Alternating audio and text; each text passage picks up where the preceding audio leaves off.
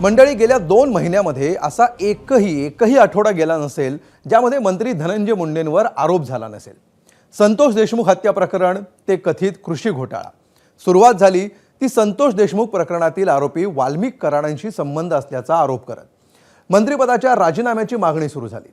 त्यानंतर सामाजिक कार्यकर्त्या अंजली दमानिया यांनी मोर्चा पुढे नेला आणि धनंजय मुंडे कृषी मंत्री असतानाच्या काही व्यवहारांवरून आरोप सुरू केले। अगदी आज सकाळी सुद्धा अंजली दमानिया यांनी एक मोठा आरोप केला।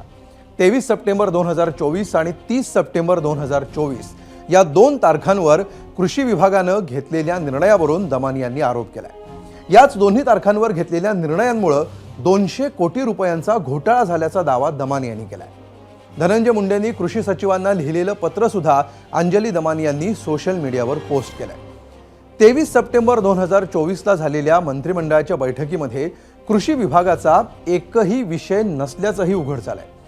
30 सप्टेंबरच्या बैठकीमध्ये 3 विषय कृषी विभागाशी संबंधित होते, मात्र त्यामध्ये बळकटीकरण योजनेशी संबंधित एकही विषय नव्हता असं दिसून आलंय। तर हे झालं एक प्रकरण। आता आजचं दुसरं मोठं प्रकरण, ज्यामध्ये अजित पवारांचेच आणखी एक मंत्री अडचणीत आहेत आणि ते आहेत कृषी मंत्री माणिकराव कोकाटे। प्रकरण इतकं गंभीर आहे की त्यामध्ये माणिकराव कोकाटेंवर आमदारकी जाण्याची टांगती तलवार आहे। कारण नाशिक जिल्हा आणि सत्र न्यायालयानं त्यांना 2 वर्षांची शिक्षा आणि 50,000चा दंड ठोठावलाय। 1995 मध्ये मुख्यमंत्री कोट्यातून घर मिळवण्यासाठी कोकाटेंनी आपण गरीब आहोत असं दाखवत खोटी कागदपत्र सादर केली आणि 2 घरं पदरात पाडून घेतली। सोबतच इतर दोघांना मिळालेली घरं सुद्धा कोकाटेंनी लाटली। माजी मंत्री तुकाराम दिघोळेंच्या याचिकेवर कोर्टानं तब्बल 28 वर्षांनी निकाल दिलाय। यामध्ये कोकाटेंसोबत त्यांचे भाऊ सुनील कोकाटे सुद्धा दोषी ठरले। दरम्यान कोकाटेंना लगेच जामीनही मिळालाय।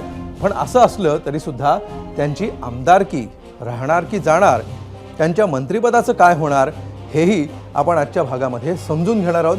पण सुरुवातीला आजचा प्रश्न आपण बघणार आहोत आणि तोच पाहण्यासाठी आपण जाऊया पोल सेंटरला। आजचा प्रश्न काय आपण सुरुवातीला बघूया। अजित पवारांचे 2 मंत्री वादाच्या भोवऱ्यात कुणाच्या अडचणीत सर्वाधिक वाढ होईल असं वाटतंय? 4 ऑप्शन आहेत: महायुती सरकार, अजित पवार, दोन्ही मंत्री आणि वरील सर्व। यापैकी तुम्हाला जो पर्याय योग्य वाटेल त्यावर तुम्ही तुमचं मत नोंदवू शकता।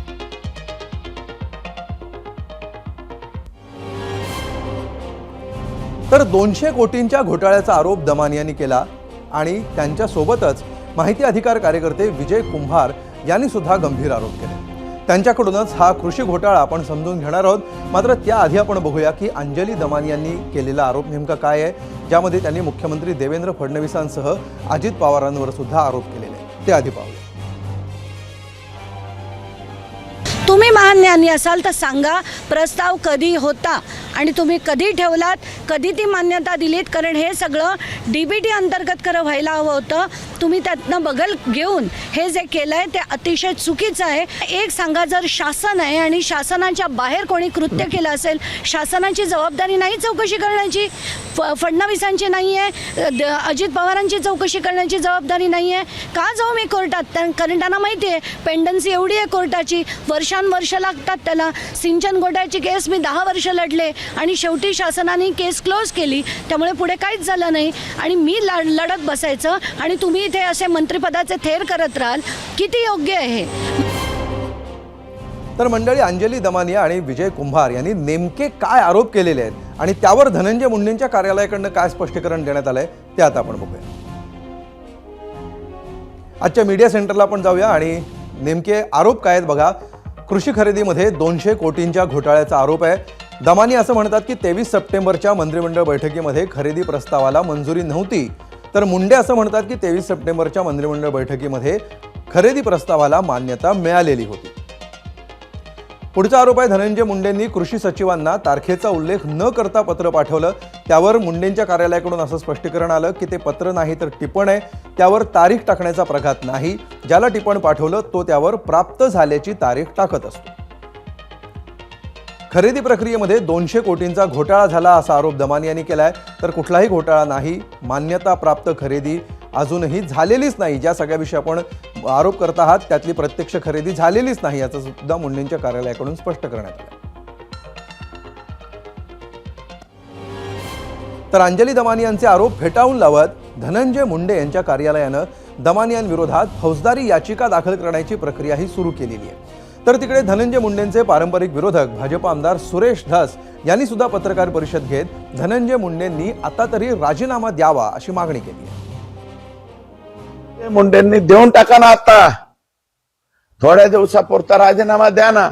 आणि तुमचा संबंध जर संतोष देशमुखच्या खुनामध्ये नाही आला, हे जे भ्रष्टाचाराचं आहे याच्यात नाही आला, तर परत पुनर्स्थापित व्हा ना तुम्ही. परंतु तुम्ही का चिटकून बसलाय त्याला?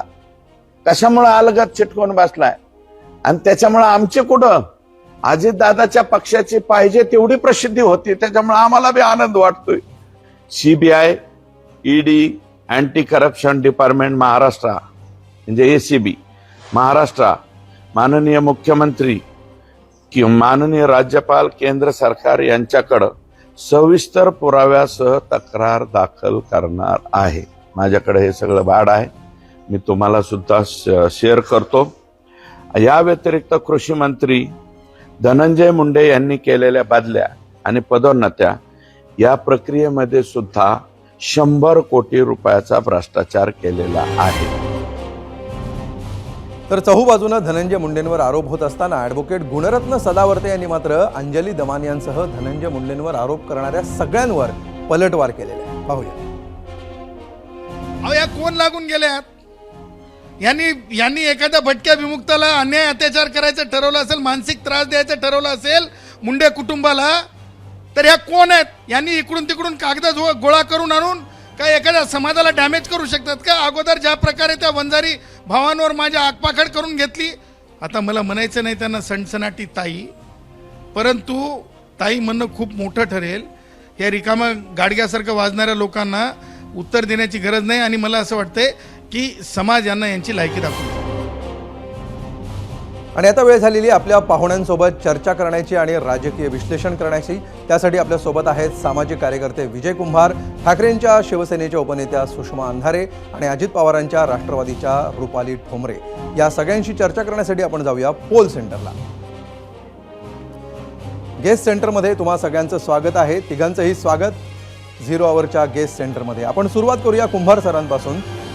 कुंभारजी, महाराष्ट्राने मागच्या एक आठवड्याभरामध्ये जर हे सगळे आरोप बघितलेले असतील तर एक प्रकारे काहीतरी गोंधळ झालेला आहे हे तर लोकांना स्पष्ट झालेलं आहे. मात्र कागदपत्र दोन्हीकडून सादर केली जात आहेत. ज्याप्रमाणे मंत्रिमंडळ बैठकीत निर्णयच झालेला नव्हता आणि थेट त्याचा GR काढण्यात आला असा आरोप आहे.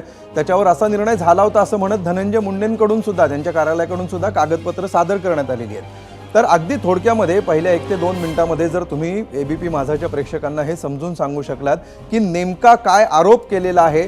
तुम्ही आरोप केलेले आहेत, दमानी यांनी केलेले आहेत, सुरेश धस यांनी सुद्धा आज पत्रकार परिषद घेतलेली आहे, ABP माझाच्या हाती सुद्धा काही कागदपत्र लागलेली आहेत. तर या सगळ्याचं जर आपण सारांश म्हटला तर 1 ते 2 मिनिटांमध्ये आपण काय सांगू शकाल?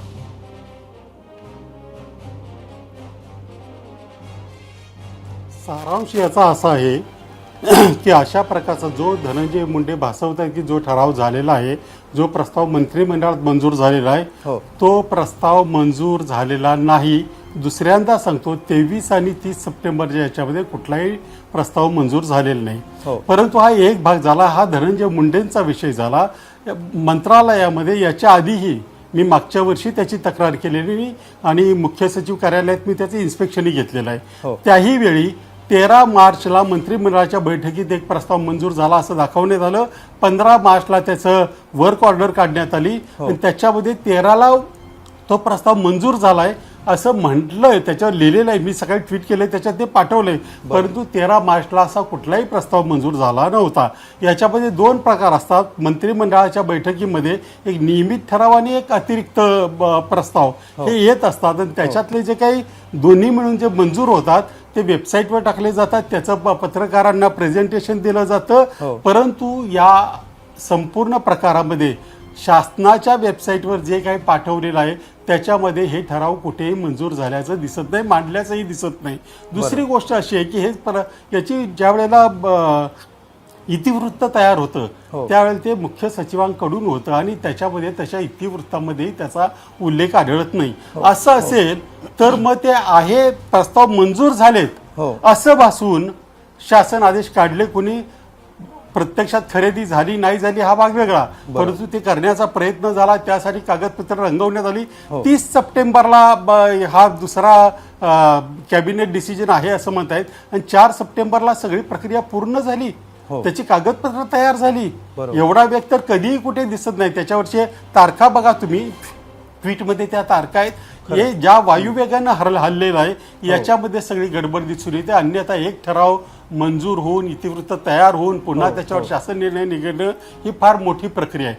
त्यामुळे याच्यामध्ये मी पुन्हा एकदा म्हणतोय की याच्यामध्ये मंत्रिमंडळामध्ये असा कुठलाही प्रस्ताव मंजूर झालेला नाही. ठीक आहे. रुपाली ठोंबरेजी, आपण हे सगळे आरोप यापूर्वी सुद्धा ऐकले असतील.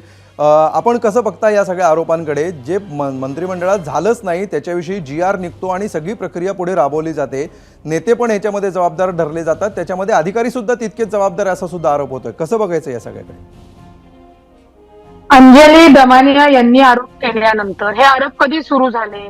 जेव्हा बीडमध्ये मस्ताजोग मध्ये सरपंच देशमुखांची हत्या झाली आणि ती हत्या झाल्यानंतर राजकीय स्वार्थासाठी जे काही आमच्याच महायुतीतले तिथले राजकीय प्रतिस्पर्धक होते, तिथनं हा विषय सुरू झाला आणि तो सुरू होऊन आता तो धनंजय मुंडे यांच्या आरोप म्हणजे शेतकरी कृषी विभागाच्या आरोपावर, भ्रष्टाचाराच्या आरोपावर येऊन ठेपला. आता आतापर्यंत अंजली दमानियाने अनेक वेळा, म्हणजे मला वाटतं 2 ते 2.5 महिने झालेले आहेत, अनेक आरोप केले.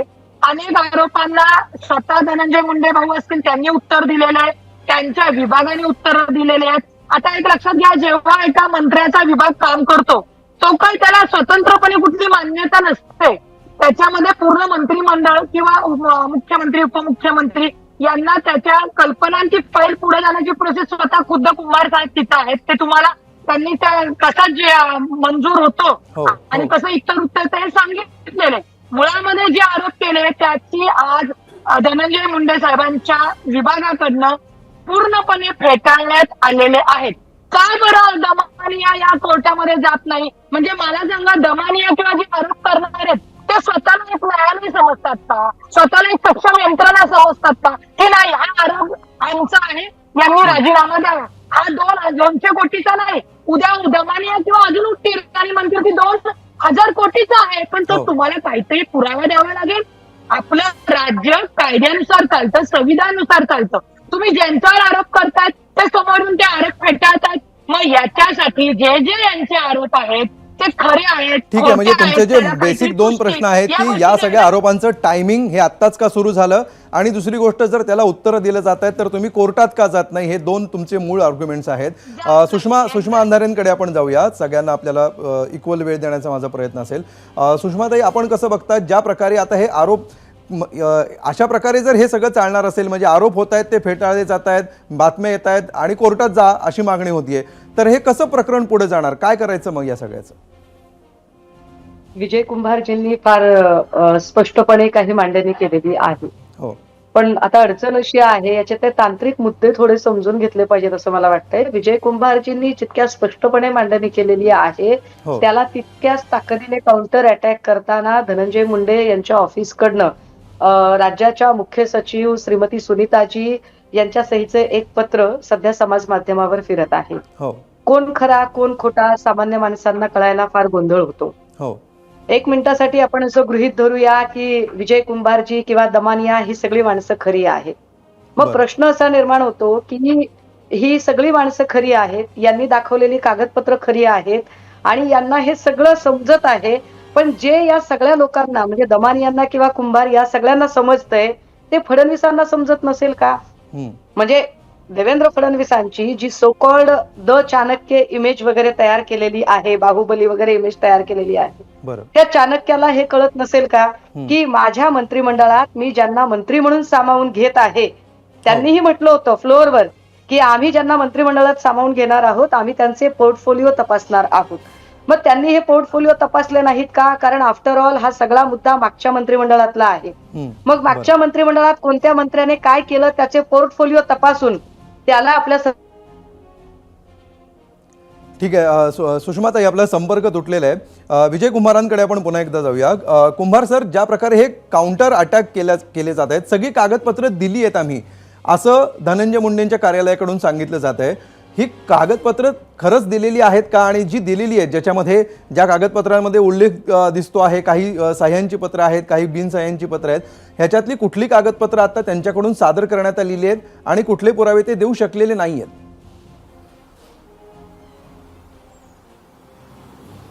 पहिली गोष्ट म्हणजे त्यांनी काय पुरावे सादर केलेत हे आमच्यापर्यंत आलेलं नाही. बरं. आम्हाला एवढंच कळतं की आम्ही सामान्य माणसं आहोत. शासनाने संकेतस्थळावर, वेबसाईटवर मंत्रिमंडळाचे इतिवृत्त टाकलेलं आहे. त्या इतिवृत्तामध्ये हे प्रस्ताव दिसत नाहीत. आता ते जर मंत्रिमंडळाने याच्यावर टाकलेत वेबसाईटवर, आणि तरीही ते म्हणतात की टाकले नसतील तर का टाकले नाही, म्हणजे असं गोपनीय काही करायचं तिसरं असं काही प्रकार एक सांगायचं, तिकडे करायचं तिसरं असं काही प्रकार चालतो का? दुसरं मला इथं आवर्जून सांगावं लागेल, फक्त धनंजय मुंडे नाही, एकूणच मंत्रिमंडळामध्ये गेल्या 2-3 वर्षामध्ये जे काही झालंय, आता आणखी उद्या काही आरोप मी करणार आहे की ज्याच्यामध्ये मंत्रिमंडळातले प्रस्ताव मंजूर होणं याच्यावरच आक्षेप आहे की ज्या पद्धतीचे प्रस्ताव येतात, ज्या पद्धतीचे मंजूर होतात, मंजूर न होता त्याची अंमलबजावणी होते, हा सगळा प्रकार हा एकूणच मंत्रिमंडळाच्या ज्याचा प्रतिष्ठा म्हणतात, ज्याची साख म्हणतात, त्याच्यावर वार करणार आहे. याच्यावरती महत्वाचा मुद्दा आहे. आता तुम्ही जे मगाशी कोणीतरी म्हटलं की मुख्य सचिवांचं पत्र फिरतंय, तर ते पत्र जर ऑथेंटिक असेल तर ते माझ्यापर्यंत पोहोचवावं, कारण माझ्यापर्यंत अजून आलेलं नाही. ते जर तसं असेल तर याच्यात सगळ्यात मोठी जबाबदारी ही विद्यमान आणि माजी मुख्य सचिवांची आहे. विजय कुंभारला काही कळत नाही, अंजली दमाईंना काही कळत नाही, परंतु ज्यांना कळतंय, ज्याच्यासाठी त्यांना पगार मिळतो, ज्याचं ट्रेनिंग घेतलंय, घटनेनुसार ज्यांच्यावर जबाबदारी आहे, त्यांनी खरं तर कुणाच्याही तक्रारीची वाट न बघता स्वतःहून याच्यामध्ये काय सत्य आहे हे सांगायला पाहिजे. खरं तर 2010चं एक सर्क्युलर आहे ज्याच्यामध्ये शासनावर आरोप झाले तर त्याचं उत्तर कसं द्यावं हे सांगितलेलं आहे, परंतु अद्याप तरी, आणि उत्तर म्हणजे फक्त आपल्याकडे एक प्रथा आहे विशेषतः पत्रकारांमध्ये आणि इतर लोकांमध्ये, की मंत्र्यांनी सांगितलं, सचिवांनी सांगितलं की ते खरं आहे असं मानायची. आमचा त्याच्यावर विश्वास नाही. आम्हाला फक्त खरं एक्झॅक्टली कुंभार हाच मुद्दा आहे. कुणावर विश्वास ठेवण्याची गरज नाही. रेकॉर्ड काय सांगते, डॉक्युमेंट्स काय सांगतात हे बघायचं आहे. रुपाली ठोंबरेंकडे जाण्यापूर्वी सुषमा अंधारे, तुमचा मुद्दा पूर्ण करा. कुंभार साहेब, मला आपल्याला तेच सांगायचं आहे की तुम्ही झालं, मी झालं, आपण जेव्हा थर्ड पार्टी म्हणून या सगळ्या गोष्टींकडे बघतो, बघा, तुमचं किंवा माझं धनंजय मुंडेंशी काही धुराबंधाऱ्याचं भांडण नाहीये, ठीक आहे, परंतु या राज्याचा कारभार पारदर्शक व्हावा असं आपल्या सगळ्यांना वाटतं. मी जे म्हटलं की प्रधान सचिवांचं पत्र समाज माध्यमांवर फिरतंय ते निश्चित मी आपल्यापर्यंत पोहोचवायचा प्रयत्न करेल. पण पुन्हा एक गोष्ट जी राहते आणि ज्याच्याकडे कदाचित जाणीवपूर्वक दुर्लक्ष केलं जातंय का, की या सगळ्या प्रधान सचिवांपेक्षा सुद्धा सगळ्यात मोठी जबाबदारी ही मुख्यमंत्र्यांची आहे. देवेंद्र फडणवीसांनी आपल्या मंत्रिमंडळात मंत्री घेताना त्यांचे पोर्टफोलिओ तपासले नव्हते का? कारण संजय शिरसाट सिडकोला अध्यक्ष असताना त्याला ते जे काही 900 कोटीचा प्रोजेक्ट आहे त्याची आता ते फेर चौकशी करतायत. मग संजय शिरसाटला तुम्ही मुळात मंत्रिमंडळात सामावूनच का घेतलं? माणिक कोकाटेला तुम्ही जेव्हा मंत्रिमंडळात सामावून घेता तेव्हा माणिक कोकाटेवर किती केसेस आहेत, काय त्याचं स्टेटस काय आहे हे तपासलं जात नाही का अजिबात? याचा अर्थ देवेंद्र फडणवीस हा माणूस गुन्हेगारांना पाठीशी घालत आहे का? मला असं वाटतं की दमानिया असतील, सुरेश धस असतील, आपण असाल, सगळेच जण. ठीक आहे, तुमचा मुद्दा सुषमाजी लक्षात आला, तुमच्या मुद्दा लक्षात आला. रुपाली ठोंबरेंकडे आपण जाऊया. रुपालीजी, यातला जो महत्त्वाचा मुद्दा आहे की हे डॉक्युमेंट्स किंवा जे आरोप केलेले आहेत ते खरे आहेत की खोटे आहेत, हे सरकार म्हणून, यंत्रणा म्हणून आपण तपासून बघणार आहात की नाही? ही मुख्यमंत्र्यांची जबाबदारी आहे की नाही? ही अजित पवारांची जबाबदारी आहे की नाही प्रमुख म्हणून, की दरवेळी आरोप झाले की आपण फक्त डॉक्युमेंट्स देणार आहोत आणि कोर्टात तुम्ही जाऊ शकता असं सांगणार आहोत? नाही, मुळामध्ये लक्षात घ्या की नक्कीच मुख्यमंत्री उपमुख्यमंत्र्यांची जबाबदारी आहे, पण तुमच्या एक लक्षात येत आहे का, हा एक राजकीय आधीपासूनचा एक वेगळा पैंडा आलेला आहे की जेव्हा एखादं सरकार बनतं त्यावेळेला विरोधक असतील किंवा काही सुषमाजी, मी येतो तुमच्याकडे. रुपालीजींचं पूर्ण होऊ द्या, तुमच्याकडे येतो.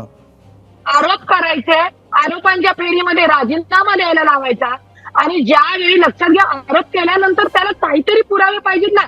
आता जसं विजयजी कुमार यांनी सांगितलं, त्यांनी ती जशी तक्रार तिथे दिली असेल किंवा शासनाने जी काही जे कोणी आरोप करतायत त्याची सुमोटो जरी दखल घेऊन ते तपास करतीलच ना, परंतु तो तपास आम्ही म्हणेल तसाच झाला पाहिजे असं जर काही लोक म्हणत असतील तर आता ते शक्य नाहीये. मी पुन्हा सांगते, आपण कायद्याच्या राज्यात राहतो.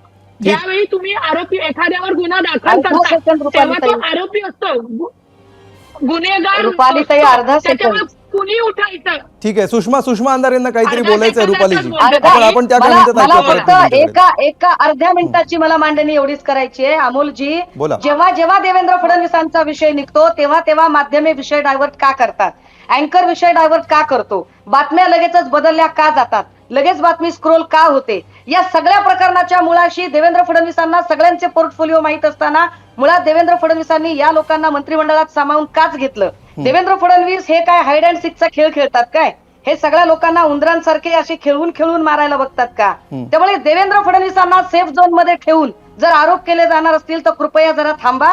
आधी देवेंद्र फडणवीसांची हजेरी, कुंभार साहेब आपण सुद्धा माझ्या मताशी सहमत असाल की देवेंद्र फडणवीसांनी माणिक कोकाटे असेल, संजय शिरसाट असेल किंवा मुंडे असतील, या सगळ्या लोकांचे पोर्टफोलिओ न तपासता त्यांना ठीक आहे, मंत्रिमंडळात का सुषमाजी हा घेतलं? मुद्दा तुम्ही या मांडलेला आहे मुद्द्याचा आणि कदाचित कृपया त्याच्यानंतर विचार मी रुपाली ठोंबरेंना जो प्रश्न विचारला तो तुम्हाला ऐकू आला नसेल, तुम्ही रिवाइंड करून ऐकू शकता. मुख्यमंत्री फडणवीस आणि अजितदादांची ही जबाबदारी नाही का, असाच तो प्रश्न होता. अगदी शेवटचे काही सेकंद राहिलेले आहेत. रुपालीजी तुमचं उत्तर पूर्ण करा. एक लक्षात घ्या, पोर्टफोलिओ तपासण्यापेक्षा कोकाट्यांच्या बाबतीत मी बोलेल ही 25 वर्षापूर्वीची केस आहे आणि त्याचा निकाल जेएमएफसी कोर्टाने दिलेला आहे. जेव्हा त्यांना 2 वर्षाची शिक्षा ठोठावली आली त्यांना अपीलेचा टायमिंग संविधानाने दिलेला आहे. जर वरच्या कोर्टाने त्यांना स्थगिती दिली नाही तर कोकाटे राजीनामा घेण्याचा आपल्याला पूर्ण अधिकार आहे किंवा त्यांनी दिला पाहिजे. परंतु जर त्यांना स्थगिती दिली तर हे जे काही विरोधक किंवा महाविकास आघाडीतली लोक आहेत किंवा सो कॉल जे स्वतः एक वेगळं न्याय यंत्रणा समजतात त्यांना कोणताही अधिकार नाही. तो मंत्री असो, तो सर्वसामान्य असो, नाहीतर अजून ते पंतप्रधान असो, त्यांना संविधानाप्रमाणे कायद्याप्रमाणे सगळे नियम लागू होतात. हे फक्त सगळ्यांनी लक्षात ठीक आहे, वेळेअभावी आपल्याला इकडे ही चर्चा आपल्याला इथे पूर्णविराम द्यावा लागेल. मुद्दे समोर आलेले आहेत, ही चर्चा होत राहील, पुरावे समोर येत जातील आणि या सगळ्याचा पाठपुरावा एबीपी माझा करत राहील. तूर्त धन्यवाद तुम्हा तिघांचेही या चर्चेत आल्याबद्दल आणि वेळ दिल्याबद्दल. तर आपण बघितलं की आरोप प्रत्यारोपांना सुरुवात झालेली आहे आणि इथून पुढचे काही दिवस काही महिने हे आरोप प्रत्यारोप सुरूच राहणार आहेत. दरम्यान राष्ट्रवादी काँग्रेसचे आणखी एक मंत्री अडचणीत आलेले आहेत. राज्याचे कृषी मंत्री माणिकराव कोकाटे यांची आमदारकी जाते की काय अशी शक्यता निर्माण झाली आहे आणि याचं कारण म्हणजे 30 वर्षांपूर्वी एका केसमध्ये कोकाटे आणि त्यांच्या सख्ख्या भावाला 2 वर्ष कारावासाची शिक्षा झाली आहे. नाशिक शहरातील कॉलेज रोड परिसरामध्ये मुख्यमंत्री कोट्यातून घर मिळवण्यासाठी कागदपत्रांची फेरफार आणि सरकारची फसवणूक केल्याचा आरोप सत्र न्यायालयामध्ये सिद्ध झाला, ज्यामध्ये कोकाटेंना शिक्षा झाली. कोकाटेंनी तत्काळ नाशिक जिल्हा कनिष्ठ न्यायालयामध्ये जामिनासाठी अर्ज केला. दुपारी 3:30च्या सुमाराला जामीन मंजूर देखील झाला. या निर्णयाविरोधात अपील करण्यासाठी कोर्टानं कोकाटेंना आता 30 दिवसांची मुदत दिलेली आहे. दरम्यान महायुती सरकारमध्ये पालकमंत्री पदाचं वाटप झालं तेव्हापासून नाशिक जिल्ह्याच्या पालकमंत्री पदावरून वाद सुरू आहे. त्यामुळे गिरीश महाजन यांना बहाल केलेलं मंत्रिपद देखील स्थगित करण्यात आलं, कारण पालकमंत्रीपद माणिकराव कोकाटेंना दिलं जावं अशी मागणी शिवसेनेकडून केली जात होती. आता मात्र या केसमुळं कोकाटेंची आमदारकी गेली तर पालकमंत्रीपदावर शिवसेनेचा दावा कायम राहतो की भाजप ते पद आपल्याकडे ठेवतं हे पाहणं देखील औत्सुक्याचं असणार आहे. हे प्रकरण मुळात 30 वर्षापूर्वीच आहे. त्यामुळे आज झाले ज्यावेळेस मी राजकारणात जस्ट प्रवेश केला होता, मी त्यावेळेस आमदार सुद्धा होतो की नव्हतं मला माहीत नाही. त्यामुळे तो काळ आणि आजचा काळचा मध्ये फरक आहे. त्याच्यानंतरच्या काळामध्ये दिगोळेंचे माझे संबंध सलोख्याचे पण निर्माण झाले, पण कायदेशीररित्या एखादी केस रजिस्टर झाल्यानंतर जो काही नियम असतो त्या नियमान्वये ती प्रोसेस होत असते. उशिरा प्रोसेस झाली, त्यामुळे आज निकाल लागलेला आहे. आज निकालामध्ये मेहरबान न्यायालयाने जो काही शिक्षा सुनावली त्या संदर्भात मी रितसर या ठिकाणी जामीन घेतलेला आहे आणि आपल्याला या ठिकाणी जाणार आहे. आणि आता वेळ झालेली आपल्या आजच्या प्रश्नावर एबीपी माझाच्या प्रेक्षकांनी दिलेल्या प्रतिक्रिया पाहण्याची आणि त्यासाठी जाऊया मीडिया सेंटरला. आधी पाहूया आपला आजचा प्रश्न काय होता. पहा, अजित पवारांचे 2 मंत्री वादाच्या भोऱ्यात, कुणाच्या अडचणीत सर्वाधिक वाढ होईल असं वाटतं. 4 पर्याय होते आणि या 4 पर्यायांपैकी आता याच्यावर प्रेक्षकांनी काय प्रतिक्रिया दिलेली आहे ते आधी आपण बघूया.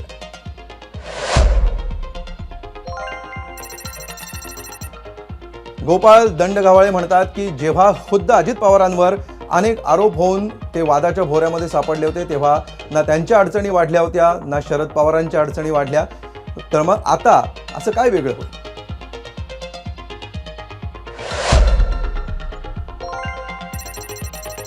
बघा पुढची प्रतिक्रिया आहे उज्ज्वल भारतीय यांची एक्सवरची. त्या म्हणतात, मंत्र्यांनी नैतिकतेनं वागणं आवश्यक आहे, नाहीतर त्याचा त्रास पक्ष आणि सरकारला होतो.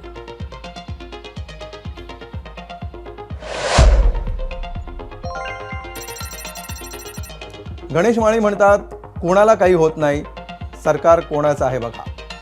यूट्यूबवरची त्यांची ही प्रतिक्रिया. तर यूट्यूबवर नसीरुद्दीन शेख यांची प्रतिक्रिया. ते म्हणतात, केंद्रात तिसरी टर्म आहे, 11 वर्षामध्ये नैतिकतेच्या मुद्द्यावर राजीनाम्याचं एखादं उदाहरण असेल तर कोणी सांगावं.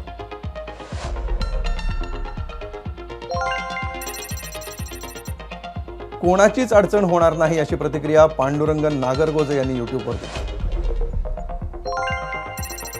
तर फेसबुकवर किरण गायकवाड म्हणतात, धनंजय मुंडेंचा राजीनामा लांबवणं म्हणजे आणखी खोलात जाऊन घोटाळे उघडकीला येऊ देणं.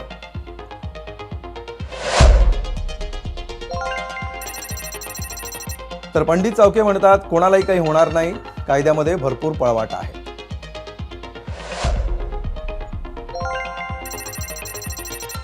दोन वर्ष शिक्षा झालेली व्यक्ती कोणत्याही संविधानिक पदावर राहू शकत नाही अशी प्रतिक्रिया विक्रम मांडणे यांनी दिली इन्स्टावर.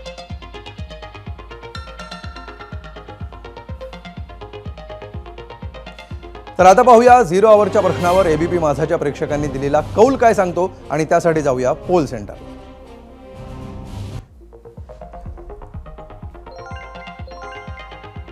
बघा, एकूण मतं 20,000 आलेली आहेत. महायुती सरकारच्या अडचणीत वाढ होईल असं 20% लोकांना वाटतं. अजित पवार अडचणीत येतील 22% लोक म्हणतात. दोन्ही मंत्री अडचणीत येतील असं वाटतंय 52% लोकांना. तर वरील सर्व हा पर्याय निवडलाय 6% लोकांनी. यूट्यूबवरच्या आलेल्या प्रतिक्रियांमधला हा पोल होता. एक्सवर बघा, एक्सवरचा जो पोल आहे त्यामध्ये महायुती सरकार अडचणीत येईल असं 16% लोकांना वाटतंय.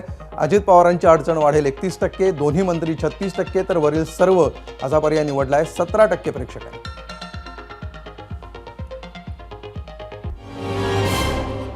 खरं तर राजीनामा घ्यावा की नाही हा अजित पवारांचा, आणि द्यावा की नाही हा धनंजय मुंडेंचा निर्णय असेल. तर माणिकराव कोकाटेंच्या प्रकरणामध्ये मात्र कायदेशीर बाबींचा मोठा रोल असणार आहे, मोठी भूमिका यामध्ये असणार आहे. आणि त्यामुळे धनंजय मुंडेंचं प्रकरण आणि माणिकराव कोकाटेंचं प्रकरण एकाच मापामध्ये मोजलं जाणार नाही. मात्र दोन्ही प्रकरणामध्ये एकच केंद्रस्थान आहे, आणि ते म्हणजे अजित पवार. आणि आता अजितदादा कोणता निर्णय घेणार याकडे महाराष्ट्राचं लक्ष लागलंय. आपल्याकडच्या सरकारी यंत्रणांचे काही निर्णय असे असतात की ते जनतेसाठी घेतलेत की कंत्राटदारांसाठी असा प्रश्न पडतो. बातमी पिंपरी चिंचवडमधून आहे. तिथल्या महापालिकेनं पे अँड पार्कसाठी काही ठिकाणं नव्यानं निश्चित केली आहे. मात्र या निर्णयाला पक्षपातीपणा आणि कंत्राटदार धार्जिणेपणाचा वास येतोय. आम्ही असं का म्हणतोय जाणून घेण्यासाठी पाहूया हा स्पेशल. पिंपरी चिंचवड शहराला बेस्ट सिटी म्हणून 2012 साली गौरवण्यात आलं. याच बेस्ट सिटीचं स्मार्ट सिटी करण्याचं दिवा स्वप्न दाखवत आजवर तब्बल 1378 कोटी रुपयांचा चुराडा करण्यात आलाय. त्यानंतरही शहर स्मार्ट झालंय का या शोधात शहरवासी असतानाच स्मार्ट सिटी अंतर्गत स्मार्ट पार्किंग उभारण्यात आलेत. आणि याच पार्किंग मध्ये पे अँड पार्क करत पिंपरी चिंचवड महानगरपालिका शहरवासियांच्या खिशावर डल्ला मारण्याचं घाट घालतीये. आणि हा घाट कुणासाठी आहे तर ठेकेदारांसाठी. त्यामुळेच हा प्रश्न आगामी महानगरपालिका निवडणुकीत महामुद्दा ठरणार आहे. आपली गाडी पार्क करायची असेल तर एका ॲपद्वारे पैसे भरायचे अशी ही योजना. सुरुवातीला नाशिक फाटा पूल, एम्पायर इस्टेट पूल आणि निगडी पुलाखाली हे ॲप आधारित पार्किंग लॉट तयार करण्यात आले. नंतर शहराच्या अन्य भागांमध्ये हेच मॉडेल राबवण्यात येणार आहे. प्रातिनिधिक स्वरूपात नाशिक फाटा पूल, एम्पायर इस्टेट पूल आणि निगडी पुलाखाली हे पे अँड पार्क लागू असेल. नंतर शहरातील मुख्य रस्ते आणि मुख्य मार्गावर हाच घाट घातला जाणार आहे. पार्किंगचे दर देखील आपण पाहूया.